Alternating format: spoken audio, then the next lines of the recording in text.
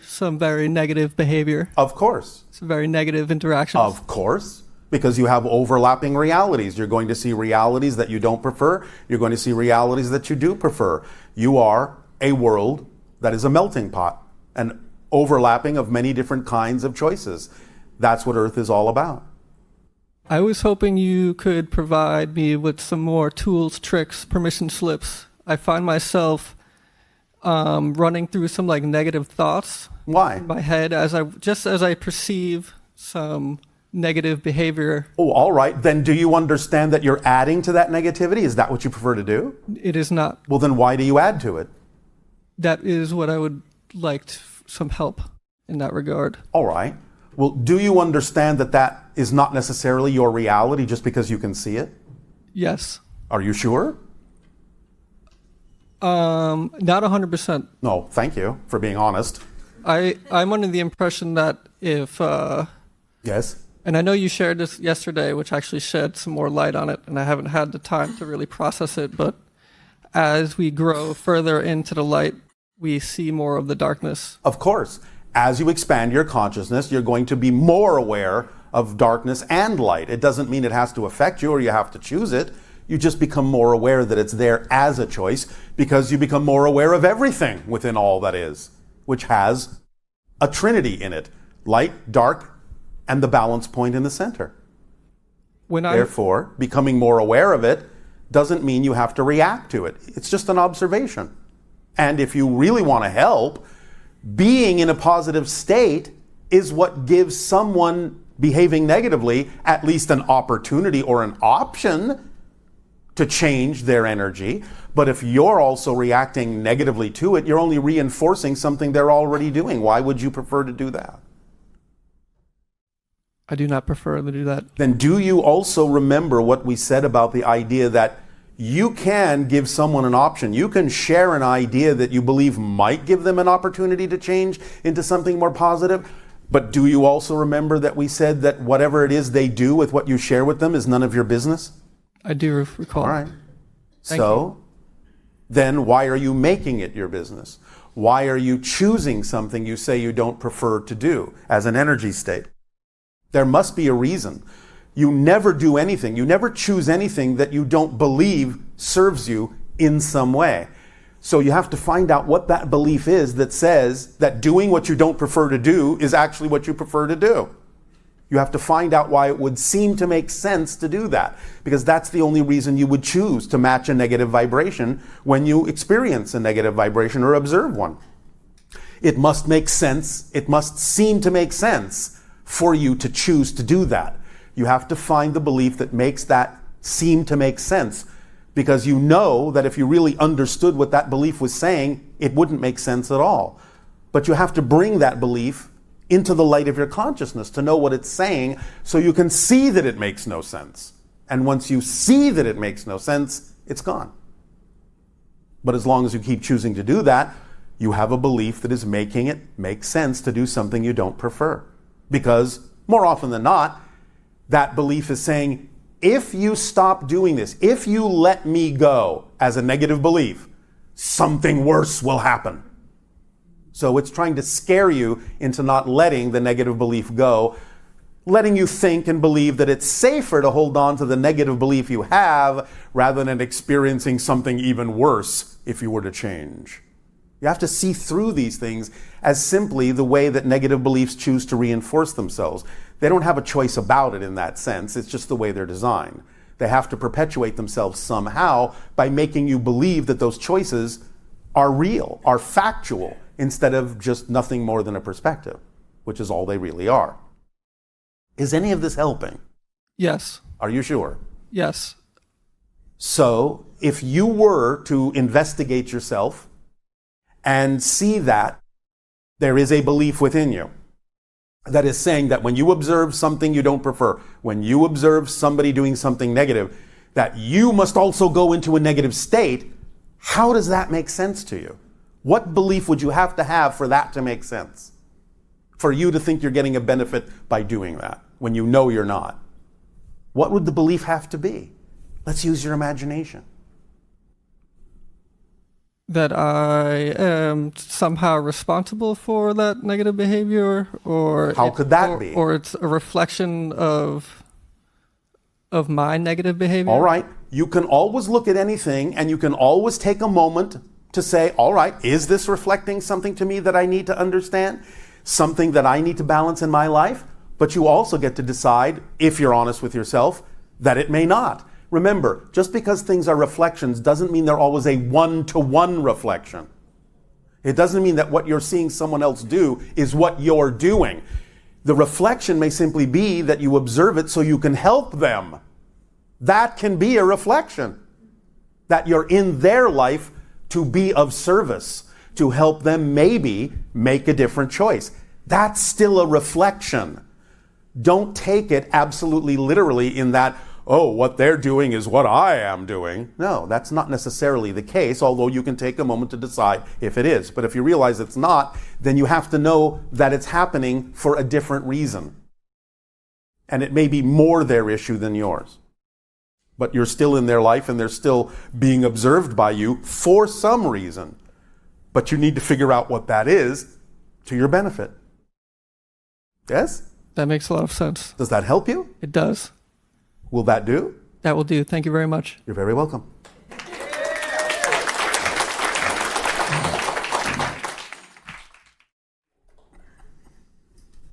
Good to see you again, Bashar. And you as well. Good day.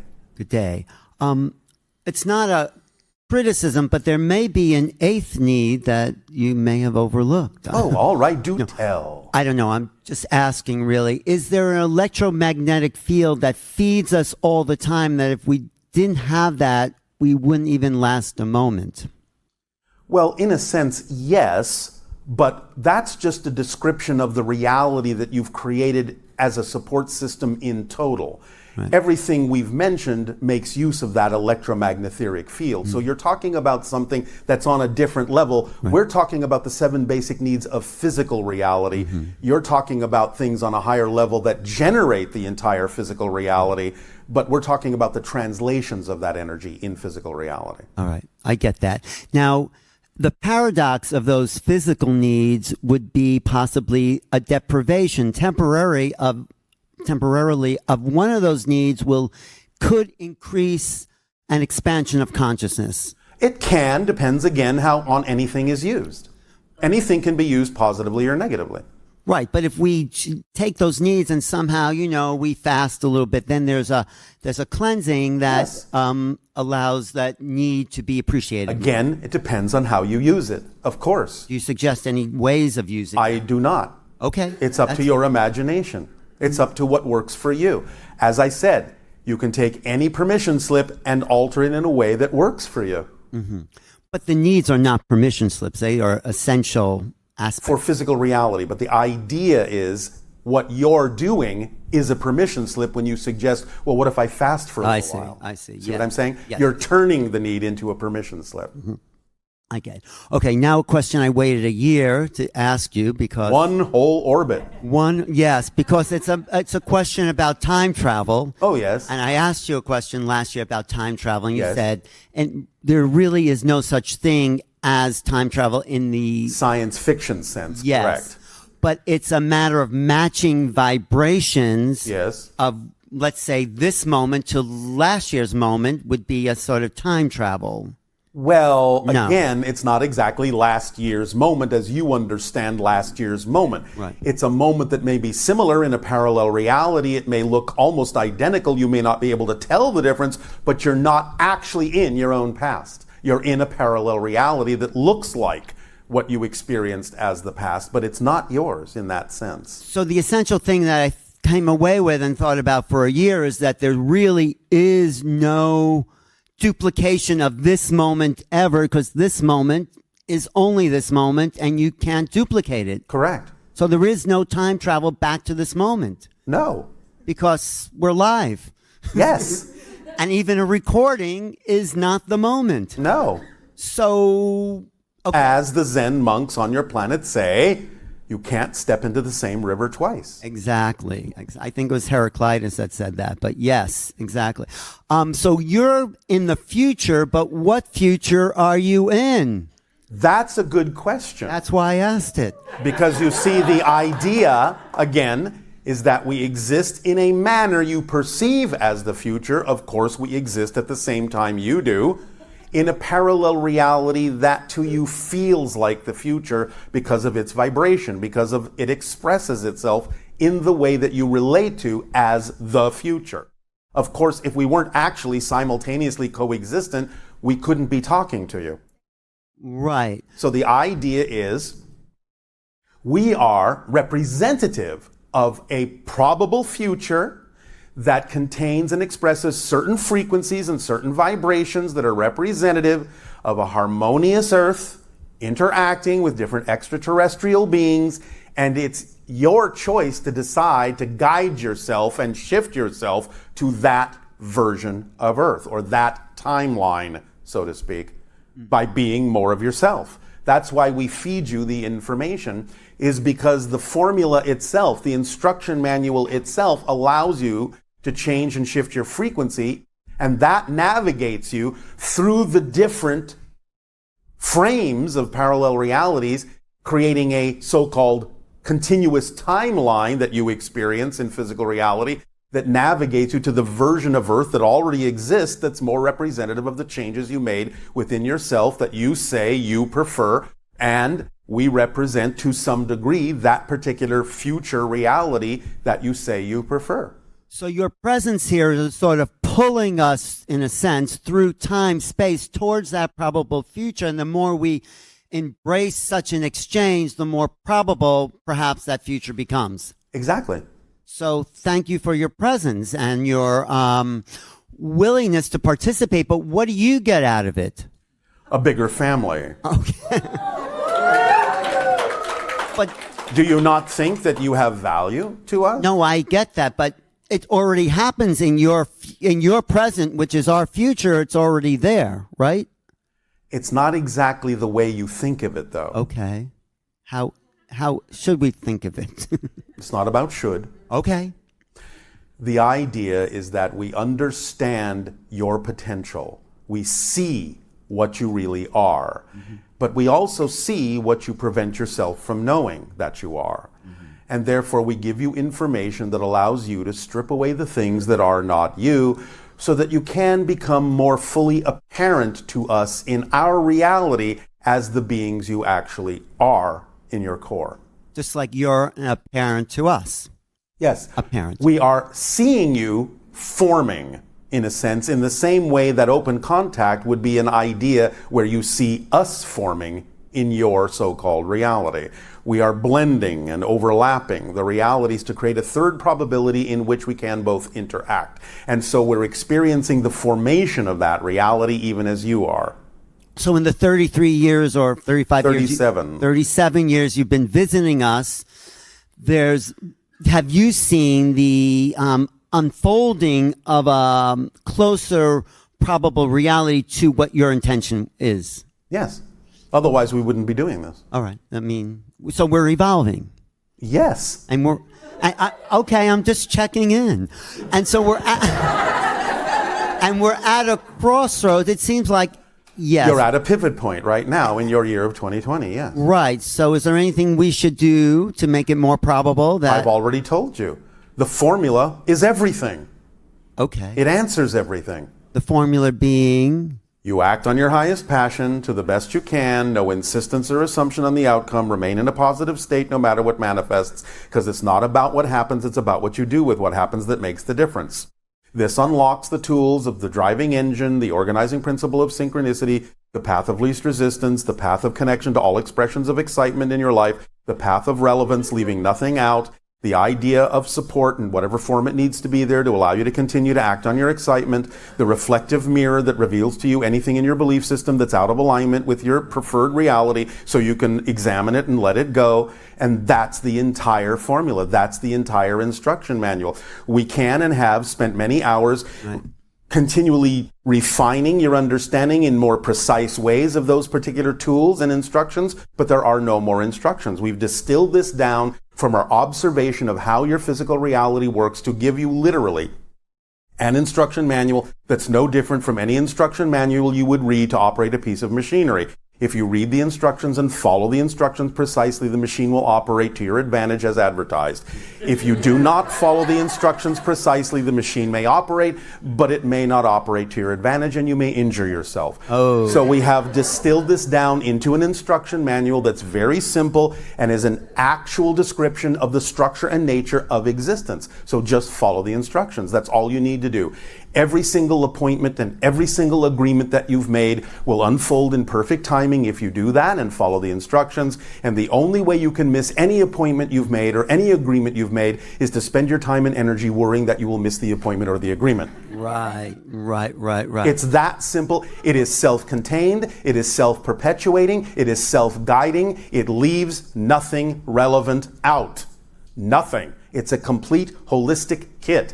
Just go with the flow. That's all you have to do. Just follow the instructions as precisely as you can.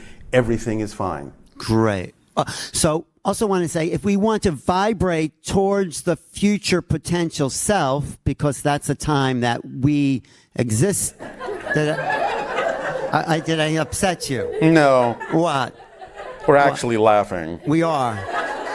That's how you laugh on your planet. It's just that you're not hearing it. I thought I did. Okay, we'll follow the instructions. You're not asking a separate question. Right. I got you. When you act on your passion, what happens? Your frequency goes up, right. Yes? Yes. When your frequency goes up, what happens? You become a better receiver of higher frequency information and energy. Okay. It's self-contained. It leaves nothing relevant out. I'm going to look at those instructions again. All right.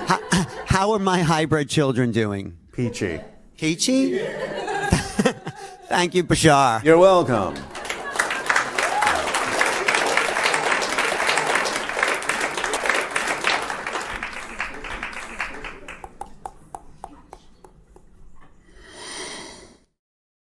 Hi, Bashar. And to you, good day.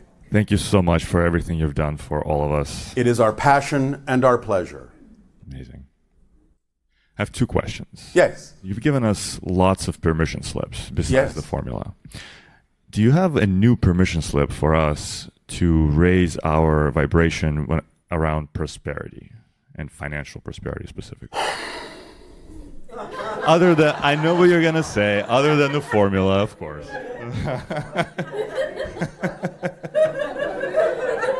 But that's the answer to everything, though, right? So I suppose there is a mistranslation when we say it leaves nothing relevant out. However, we will once again add this. Don't focus on only one form of abundance. We understand that money on your planet is one symbol of support, one symbol of abundance, but it's not the only one. And if you're focused only on one symbol of abundance, you're closing the doors through which other forms could come because you won't recognize them for the support that they are. Because you're insisting, well, if it doesn't come in this form, it's not coming at all. Being given a gift is a form of abundance. Yes? Yes. Synchronicity is a form of abundance. Yes? Yes. Trading for something is a form of abundance. Yes? Yes. Imagination is a form of abundance because it gives you ideas to try new paths where you may not even need what you thought you needed.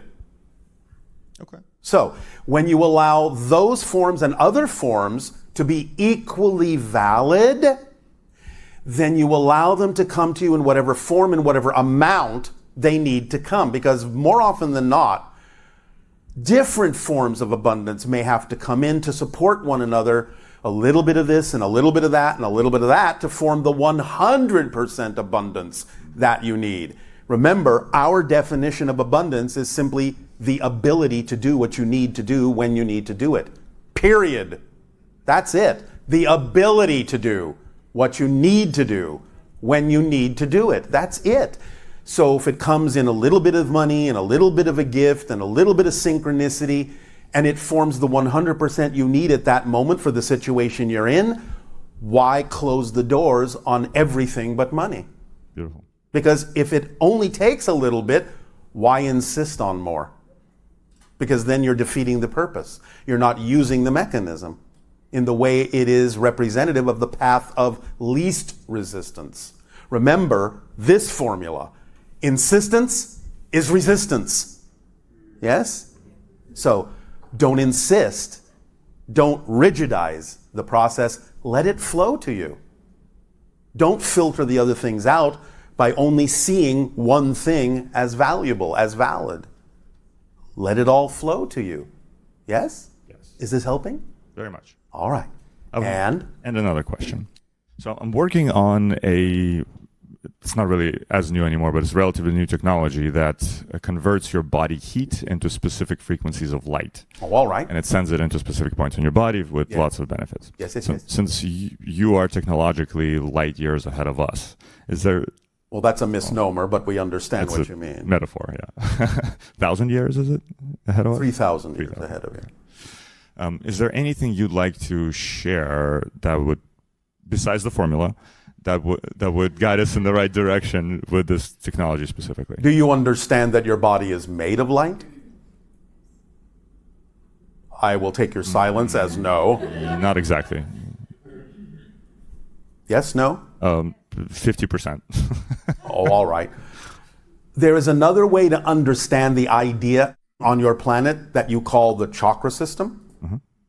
You have associated different frequencies of light with the different chakra points on your body. Yes. Yes? Mm-hmm. So understanding those frequencies as purely as you can will give you a big clue how to use light that is representative of those frequencies in different ways for balancing the idea of the body. Got it. Does that help? Yes. All right. Thank you. You're welcome.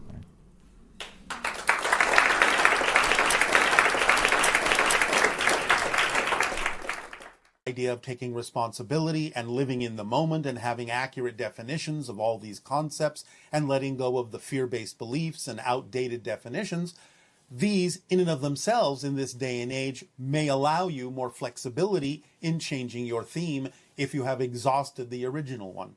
You now have the opportunity in this lifetime to have more than one theme.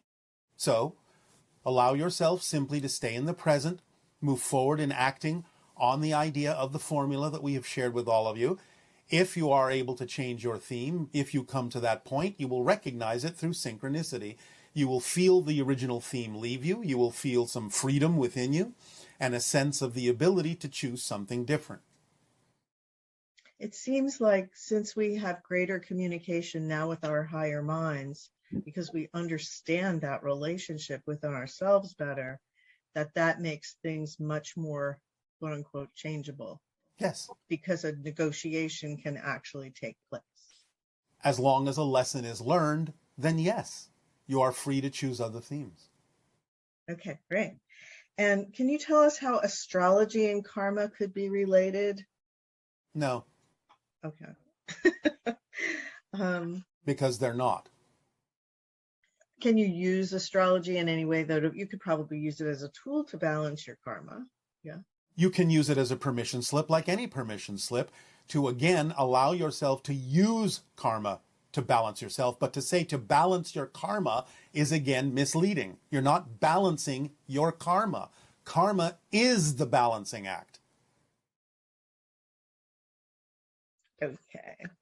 So, and do we have a choice about our next lifetime? Yes. Do we make that choice once we're in spirit, right?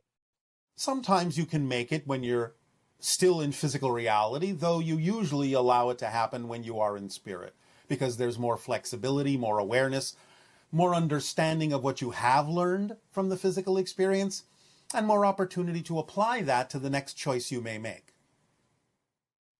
Okay, and one person was saying that after their parents passed away, 2 cardinal birds came around and made their home directly across from the front door of my house, which was once their parents' house. And so this person feels a real connection with these birds and wants to know, is it possible for the soul of a person to come back as an animal? No. This is not a reincarnational question. Remember again, bring everything back to the fact that everything exists at the same time. Therefore, that immediately eliminates the idea, mechanically speaking, of reincarnation.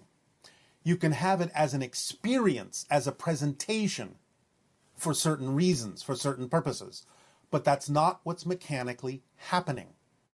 However, this can involve another aspect of the oversoul, of which the person is also a part and the animal is also a part. So it may be a presentation of the same oversoul in another form, but that doesn't mean that the person came back as that animal. It's just another aspect of the same oversoul that the person themselves might also have been an extension of. We will go more deeply into this in a future transmission, after the next transmission, when we will discuss the idea of how the oversoul works. I don't know if this is the right time to ask this question, but the idea of a bird or a flower or a smell being a recognition that a person is communicating with you, that's a completely different idea than the one we were just talking about. Yes, that is simply a presentation of synchronicity using a vibration that may awaken you or alert you to the idea that another being in spirit may be attempting to communicate with you. Right. So rather than the idea of, oh, that's my parents reincarnated, it's more like when you're seeing those birds, they're actually triggering you to know you're having a communication. It can be that, but as I said, it doesn't necessarily just have to be that. It can actually be not only a message or a signal, but it can actually be an extension of the same oversoul that the person was an extension of too. I'm simply saying that's another option. Okay. And there's a lot of feelings about staying in your excitement and how to get back into that when you're experiencing a lot of loss or grief or negative things keep happening, or even though you try to stay neutral, those challenges of how do you balance yourself so that you can feel the inspiration again that comes from your excitement. As we have said, the first thing you must do is accept what's happening, as there being a reason for it happening. So if you're experiencing those challenges, own them and ask yourself what your beliefs have to be in order to generate what you're experiencing, because it can't be otherwise.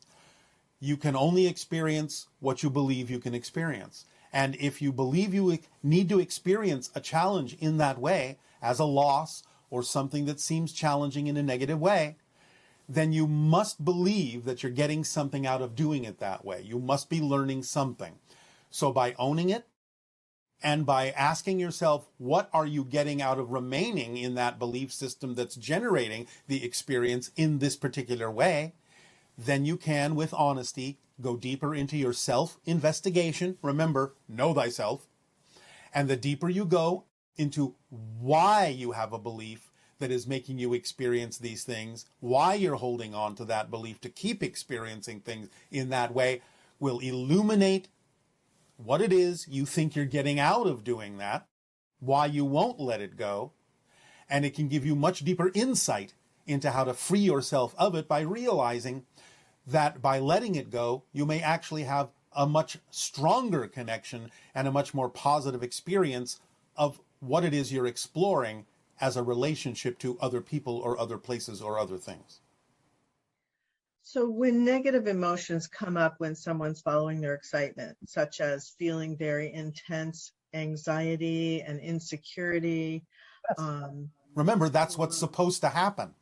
The reflective mirror tool in your passion brings your attention to belief systems within you that are out of alignment with your passion. So the fact that those things come up should excite you. That's part of your excitement, because now you have something to work with, and now you can realize that you can let something go that doesn't serve you, and that adds to the energy and momentum of your passion. So it's all right to feel those things and own them, but recognize that's why they come up, because they're bringing your attention to something you didn't realize was there, and now that gives you the opportunity to work with it and let it go, and that is an exciting prospect. connection between those? There is some. We will not go into detail, but there is also a connection between Anasazi, Anunnaki, and Essassani. Yes. Okay. All right. So moving on to some current events. Are ETs able to listen in to the current UFO/UAP hearings that we are having here in the US? Yes. Do they feel the same happiness and anticipation that we humans feel who believe that aliens are real? We understand that bit by bit, this is progressing toward the idea of everyone already understanding that we exist. And in this meeting that was broadcast, the government admitted that they recovered extraterrestrial bodies from crashed UAPs and nobody even batted an eye. Are we at a comfort level now about the idea of ETs as a nation or planet? First of all, an individual from a particular program within the government released this information. There are those who simply do not believe the information and therefore are appearing to be comfortable with it, but are still in denial about it. There are those that are more comfortable with it. Yes, the indications of lack of reaction in certain ways can be an indication that you are closer to open contact. All of this is preparation. All of this is about the idea of disclosure, and all of it is preparation for the idea of the high probability of open contact at the end of 26 or the beginning of 27. Okay, and you've mentioned that Skinwalker Ranch in Utah is a possible location for first open contact. Yes. In regards to their research there, can you tell us the origin and or purpose of the 1.6 gigahertz signal that the scientists there frequently encounter? Yes. This is a communication signal that is also of the correct frequency to open portals. In one particular episode of that particular program, as they broadcast that signal out, they received an echo reflection, which they could not understand where it was coming from. But that is the signal that the portal is open. So when you broadcast it and receive the reflectional echo, you know that you have opened the portal. That's the significance of it and why that particular frequency is used for space communication as well.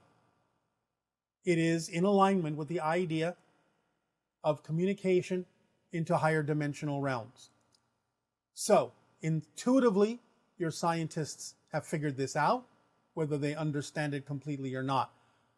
But in the demonstration they gave where they broadcast that signal and got the echo reflection from seemingly everywhere and nowhere, that was an indication that they had actually opened the portal. Had someone been in a position to actually walk through the portal at that moment, they would have vanished. Interesting.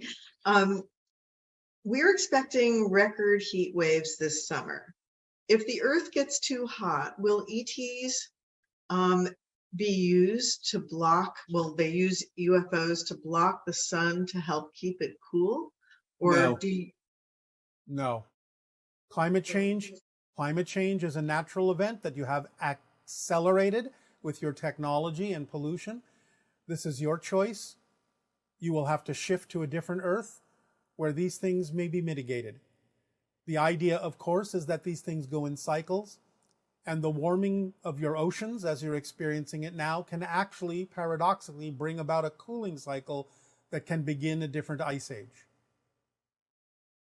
So that whole idea that there's some people on the planet who want steps taken to prevent more global warming, while there's others who are opposed to it. Why do we have these kinds of, I guess, issues on our planet? Because Earth is where all the stories are being told, positive and negative, and the splitting prism will divide into the different versions of Earth that will allow people to continue to experience the consequences of the choices they are making for their own reasons in playing out these stories positively or negatively. Earth, in that sense, is the dividing line, is the dividing space, is the college of many choices. You'll experience the consequence of the choices and the classes you have agreed to take. Interesting. And would your ships be able to put out wildfires? Or I know you're saying they won't intervene at all, but are the ships capable of doing something like that? Yes, by surrounding the fire with a force field that cuts off all the oxygen. The fire would then simply extinguish. And lastly, one person was thinking that spiritual information is illegal. Is this your understanding? Because they're concerned about this kind of information, that somehow it's not okay. If such is illegal in certain portions of your planet, then we would simply suggest that if a person desires to interact with spiritual information, that they act on their passion to either change the legality in their locale, or they simply move to a place where the idea of spiritual information is not illegal. Simple solutions are available on your planet. But there's no such thing really as the idea of spiritual information being inaccessible to anyone. You can keep it private if you wish. It doesn't have to be displayed publicly. Nevertheless, if certain cultures on your planet deem it to be illegal to contact spirit, then do something about it, or move to where you don't have to do anything about it. And that pretty much wraps up our questions. Is there anything else that you'd like to share in the few moments that we have remaining? We will give you what is coming up next, for the next transmission will be all about parallel realities and you. We will describe exactly how your connections to different parallel realities inform and guide the life and the themes you are exploring in this particular time stream. So be prepared to allow your mind to expand interdimensionally by focusing in on the ideas we will share in Parallel Realities and You in our upcoming transmission. Aside from that, allow yourselves to continue with this transmission by becoming relaxed and receive our unconditional love in the sharing that you are about to experience. Thank you. Tool to learn a routine to switch realities faster. What can I immediately do in my mind to become more aware and learn the habit of perceiving this reality as not preferred by me and switching to a reality that I do prefer? All right. Let's go back to the first sentence in that question. Read it again and then stop. If I experience a situation that I don't like and I don't have the time or opportunity to Stop. This is avoidance of looking at your belief system. Make the time. Make the opportunity. You are not making the time to look at your belief systems. You're not creating an opportunity within your schedule. Keeping so busy that you can't do that is an avoidance mechanism. Because if you start relaxing into yourself and not be in such a hurry to be busy with everything that prevents you from having the time, then you are avoiding the issue of looking at the beliefs, and that's what you need to do in order to change the beliefs in a way that would allow you to experience more of what you prefer. So you have to stop avoiding doing the process of examining your beliefs to let go of the ones that don't work for you. Make the time. Create the opportunity. That's the most important thing you could do when that issue comes up of a belief or a situation or a reflection that you don't prefer. So you have to incorporate the ability into your schedule of having the time to do that. Otherwise, again, you're not following the formula. You're not allowing yourself to have the opportunity to look at those things for one reason or another. That's usually fear-based. So take the time. There's nothing to be afraid of. in having the time to examine those things. You're not going to miss anything else. You can allow synchronicity to be the organizing principle that will allow you to accomplish what you need to accomplish without assuming that you have to be so busy that you cannot look within yourself or take the time to do so. Thank you. Yes. How can we find grounding in a reality we don't believe in? Despite being unified in oneness and having visitors showing me multiple amazing tools daily, everything here still feels like part of the collective, but ultimately meaningless. I'm completely abandoning the 3D. How do we engage with this tangible reality that feels more like a waiting room? Additionally, how will things transform following the arrival of your people? This goes back to what we have said. Get engaged. Get engaged in service in some way, shape, or form to humanity. Then it won't feel like a waiting room. If you're waiting around, then you are misunderstanding the whole point of why you chose to be here in physical reality and have this experience. So stop waiting, start doing, start engaging, start being of service in some way, shape, or form, start helping. Now, again, the idea is whatever people do with the help you share is their business and not yours. But you have to do the act. You have to take the action that is necessary for you to represent what kind of a world you prefer to live in. Because if you did live in that world, you would be doing the things that we're talking about. You would be engaging. You would be being of service. You would be taking action in those ways. So the idea is not to abandon what you call 3D. The idea is to remember that you chose to be having this experience, and you need to remember why. And it was for the purpose of aiding and assisting in the evolution of humanity by being of service in positive ways, so you can function as a living example of what other people can also choose for themselves should they decide to do so. So stop sitting on the sidelines and get engaged. Thank you. Is the human mind capable of One nonlinear? moment. Individuals listening to this transmission may notice a little bit of a difference in the energy that we are putting out in these answers. We are encouraging more strongly the idea of taking action, of really taking action on these steps and all of the things that we are discussing that are involved in the questions that come up about these steps. Because we are underscoring and underlining the importance now of actually acting on the steps that are necessary for you to really bring about the vibrational frequency, if you so desire it, of open contact and alignment with the Interstellar Alliance. So, you will feel this energy being a little bit more, a little bit stronger in terms of encouraging you and urging you to take these steps. It doesn't mean you are being forced to do anything.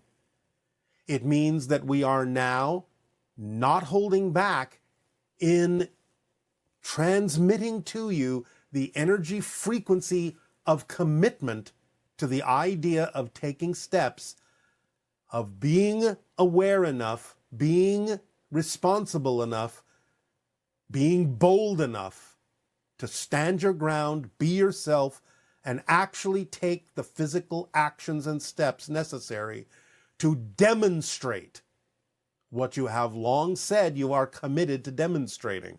It's not about sitting on the sidelines anymore. If you're really going to follow along in these steps and take the actions necessary for open contact, what we're doing by changing our frequency here is we are making this more physically real for you and underscoring how real the physical actions need to be, how necessary they are for you to really align with this vibration and let go of all the things that are not of the frequency of open contact and alignment with the Interstellar Alliance. So take no offense at what you may perceive as a more intensified delivery of this information. It's still up to you and still in your hands. You are free to choose with your free will whether to participate and to what degree to participate in these steps. But that doesn't mean we're going to hold back in underscoring how important it is to really stand your ground and actually take the physical actions necessary to demonstrate the commitment to understanding how the formula works.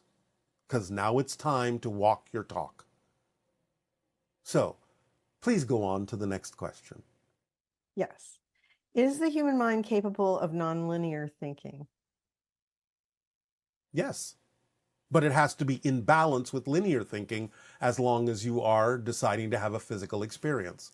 So yes, you can think nonlinearly, multidimensionally, simultaneously, with incorporating that knowledge and awareness into the idea of whatever is necessary as a linear expression of it in your physical reality, so it will be applicable to your physical lives. So you can do both. You can balance it out. And is reading always better than watching educational digital content?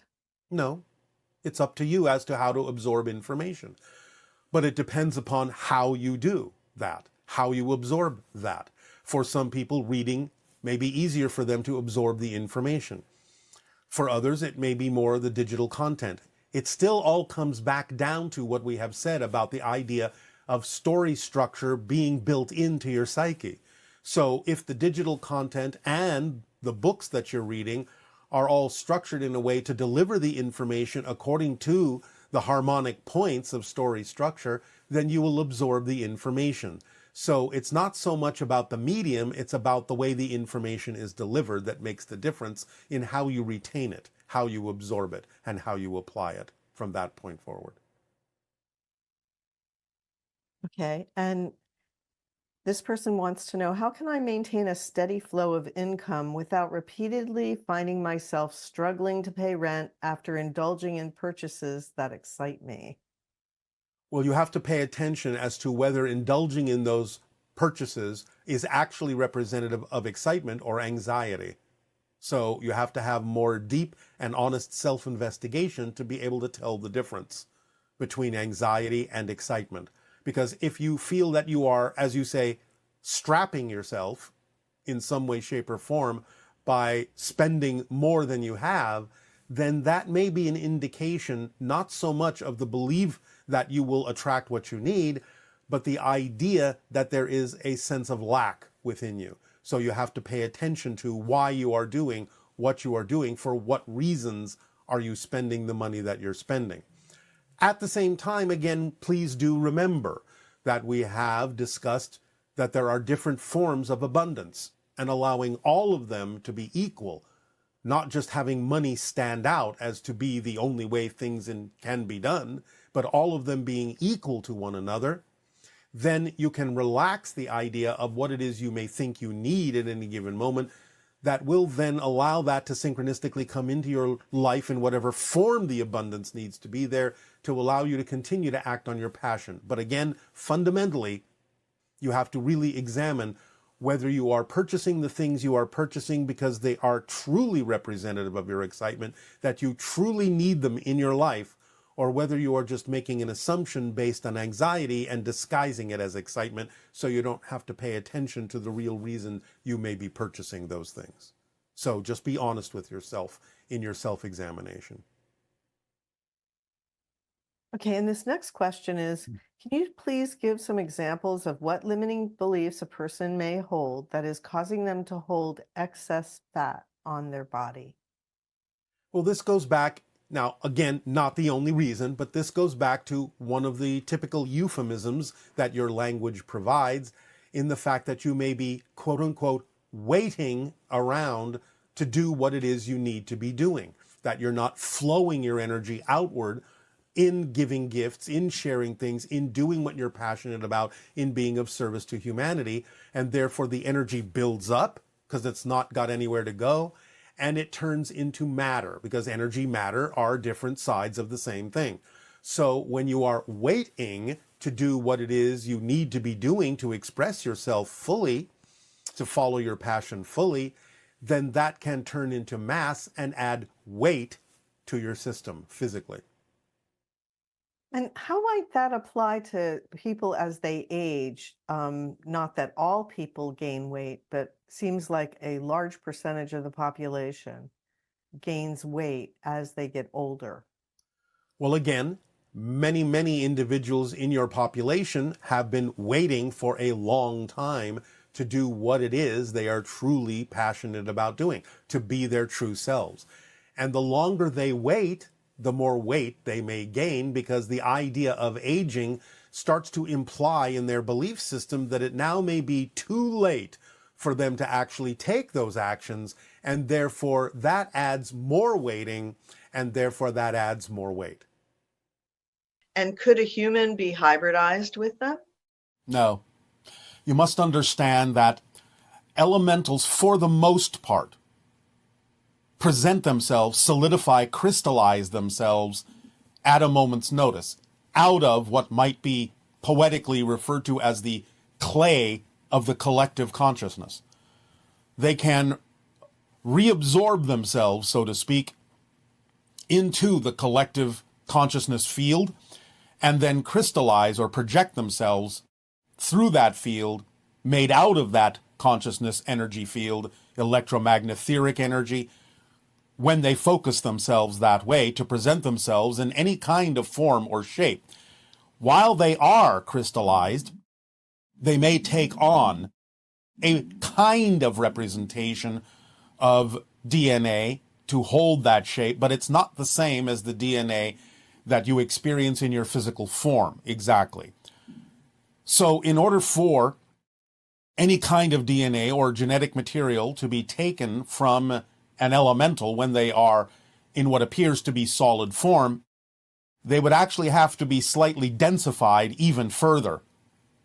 Then it's possible that DNA can be taken, but again, it is relatively ephemeral, relatively changing all the time, fluctuating in a way that, if not vibrationally compatible with a physical being, by going through some kind of a harmonic stabilization process, could actually wind up being very detrimental to the physical being, because the elemental sample of DNA would still be fluctuating in a way that may cause the physical DNA chains to break apart. So it is not recommended. Okay. This question is about dogs and how they get lost in smelling things outdoors. And are they actually connecting with elementals when they're doing that? Well, not all the time, no. They can sometimes, just like several animals on your planet can, sense the idea of elemental consciousness and focus on it. But generally speaking, you would have to take it on a moment-to-moment, case-by-case basis in terms of what it is they are sensing. Okay. And cats also can connect with elementals, I would imagine. In many cases, cats can see them almost any time they wish. The idea, of course, is it depends on what they're focused on. But yes, cats' senses are a little bit more attuned to the idea of the elemental vibration. It's within their range of senses on more occasions than not. Okay.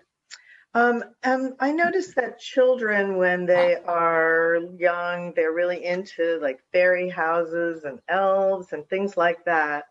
And they will even wait to see fairies. But as they get older, they stop and they aren't interested anymore because they think they're not real anymore. What's the cause of that in our society?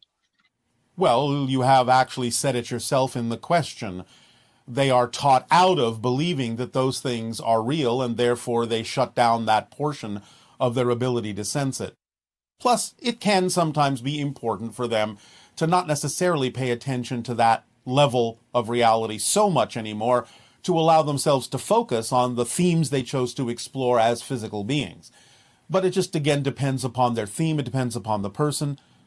But in this time of opening the senses and remembering who you are, you can now begin to reconnect, while not necessarily losing focus, on the theme that you chose to experience in physical reality, because now many of those themes contain the concept of seeing beyond the physical realm, knowing that there are other levels of consciousness there that you can communicate and connect to. So these attributes can be brought back, but many people will have the requirement of a kind of process to unlearn what it is they learned that prevents them from being able to perceive those kinds of levels of reality. Yes, I guess in a sense it's not unusual that they back away from that idea to integrate better with society, so to speak, or their friends and peers. And then at some point they may come back to it and remember how connected they were earlier in life. Yes.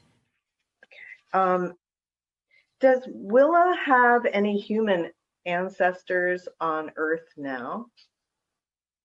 Yes. Not going to name names if that's what you're asking. I didn't ask it. I understand, and I wasn't referring to you. I know.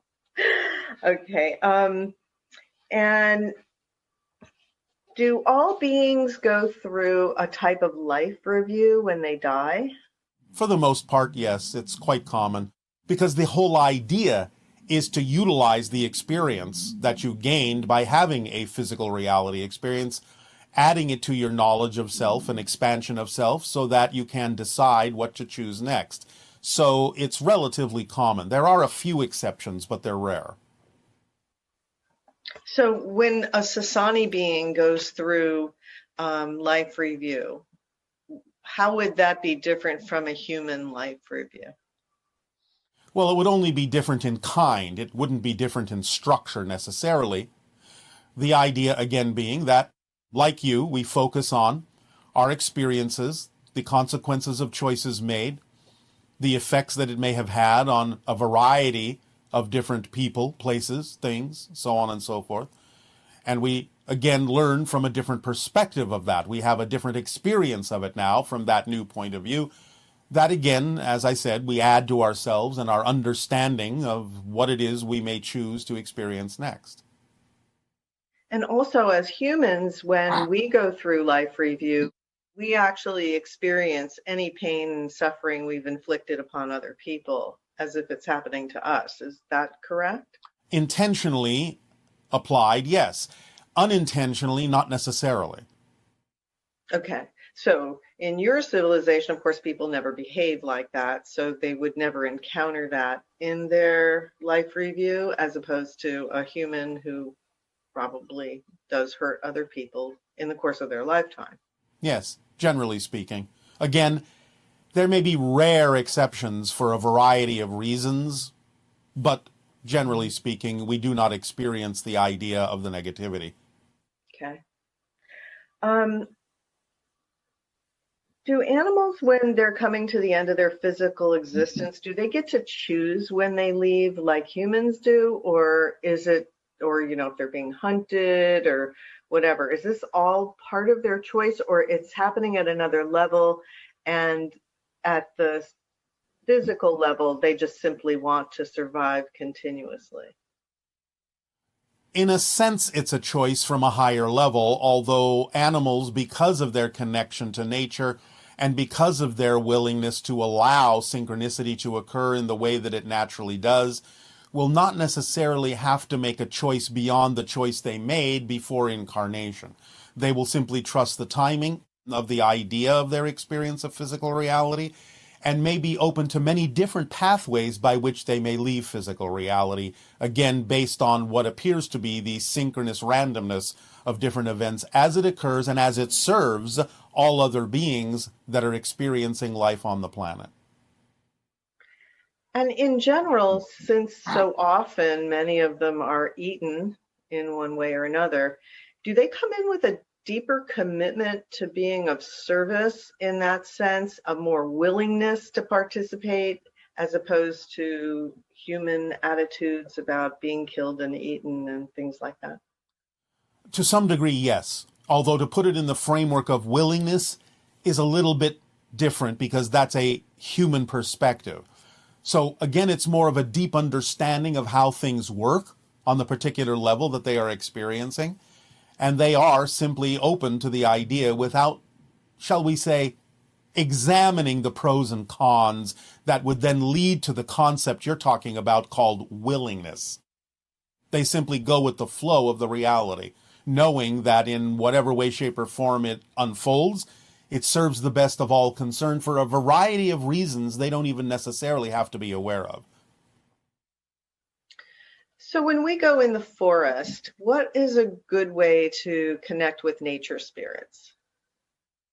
Well, Willa has begun to give you certain kinds of ideas and exercises to be able to begin to enhance your senses in that way. That, in some sense, is what the cryptic meditations and the cryptic process is all about.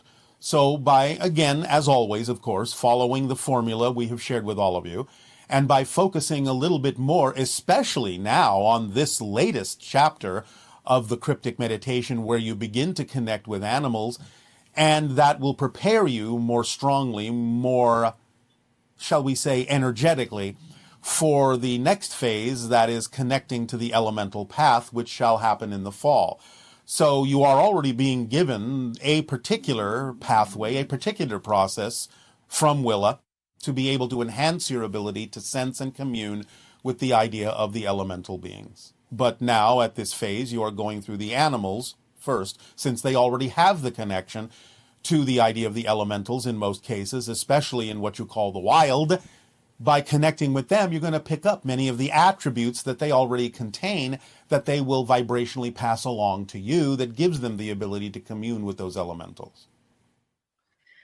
And how can we learn to communicate telepathically with animals? Again, it is mostly through the concept of the deep feeling and imagery that you can create in your mind to project to them. That can be the beginning of it, is think in pictures, not in words. See the idea happening in your mind with deep feeling attached to it, deep emotion.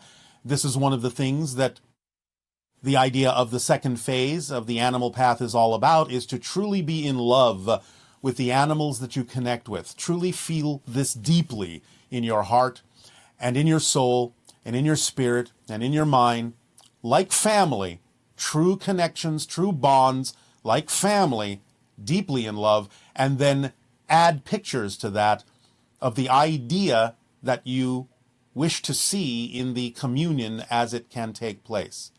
But while you're doing that, be very aware also at the same time of any belief systems you may have that are fear-based, so that you can let them go, and so they will not, in a sense, stop the process of the connection that you are making.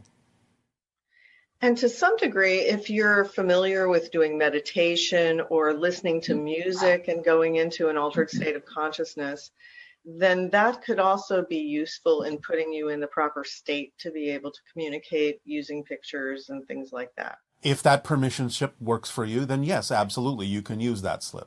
Yeah, so the idea is find your permission slips also that will enhance your altered state to be able to receive the information. Yes.